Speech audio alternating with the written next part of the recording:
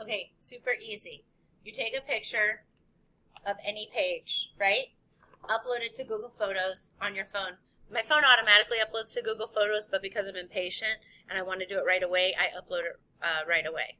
So if you go, let me back it up and show you. So if you go to Google Photos, you choose the photo, 3 dots, download the photo.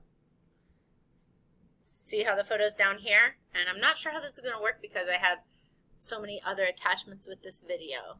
But go to your drive, wait 45 seconds for the photo to upload. You're going to take this picture and you're going to just drag it to your drive, which I'm pretty sure I've already done, and you're going to let it go. Picture will appear, right?